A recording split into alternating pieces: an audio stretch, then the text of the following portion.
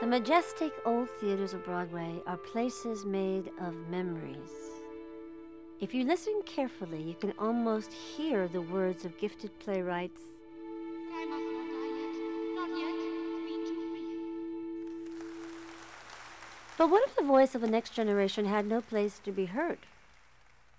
I'm Bernadette Peters, and I want to talk to you about one of those old theaters. This was the Great White Way in 1920 at the beginning of the Jazz Age. Nowhere in America did the 20s roar more loudly than in New York City. Theater houses sprouted up and down Broadway to meet the demand of thrill-seeking Manhattanites. And in 1925, the Channon brothers built a 1,000-seat theater on 47th Street, the Biltmore.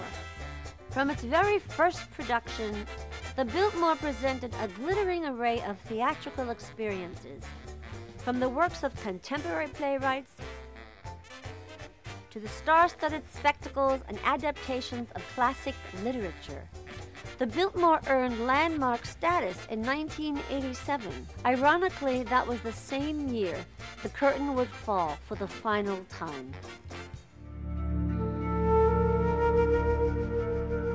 The Biltmore suffered structural and aesthetic ruin from fire, vandalism, water damage, and sheer neglect.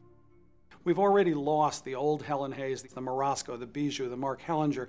It was time to say, the theaters needed to be rescued. And so to bring this theater back not only creates a great home for us, but for the artistic community, for the theatrical community in New York, it's important that the Biltmore be saved. And the size of the work that we do often wants to be seen in a very intimate setting.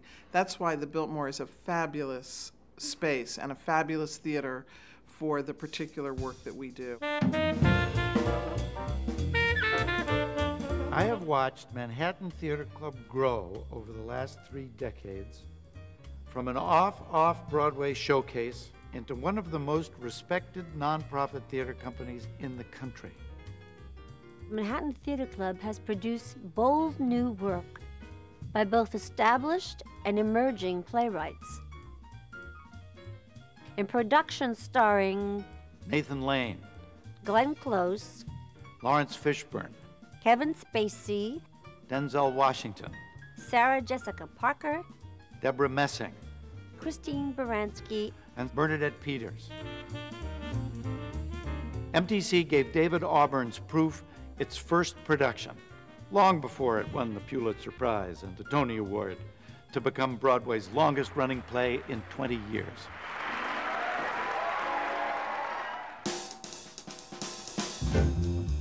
The first time MTC moved was to move into a 150-seat theater on East 73rd Street. And the second time we moved was in 1985 to move to City Center. And almost immediately after that, those theaters were filled with audiences wanting to see the work. And so it became clear that we needed to start looking for a Broadway-sized venue to add to those theaters. We looked for some time before finding this glorious Biltmore Theatre. There have been very few major developments announced since September 2001. This is a demonstration to the city that the arts continue. And I commend the developer, and I commend our own leadership. We've gotten great support in this campaign from many of our 20,000 subscribers and our patrons, and that's why we are successful.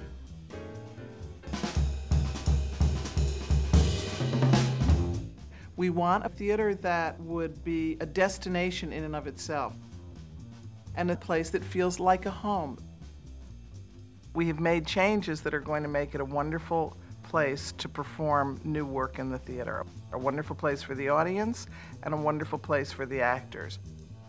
I was in here with Lynn Meadow, where she conceived the sightlines that would bring about an intimacy with the audience between actors and viewers that is absolutely essential to the Manhattan Theater Club's productions. We are restoring it historically, but we're also at the same time putting into it 21st century systems. This is going to be part of a landmark fabric of the great historic theaters in the Broadway area. In these difficult times, It was extraordinary that the City of New York, the developer, the patrons, subscribers, board of Manhattan Theatre Club all came together to create this wonderful new home for Broadway and for the Manhattan Theatre Club. This is going to be the only Broadway theater devoted exclusively to new musicals and legitimate theater only. This magnificent landmark theater will come alive with exciting Broadway productions once again.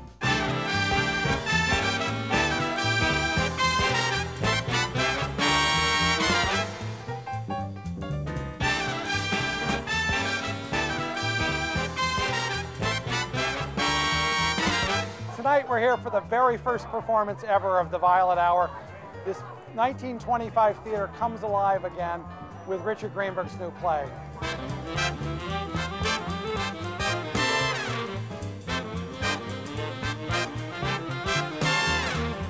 Welcome to our new home. May you enjoy it. May you come back often and have a great night tonight. Thank you for being here. Playwrights are there to tell us stories.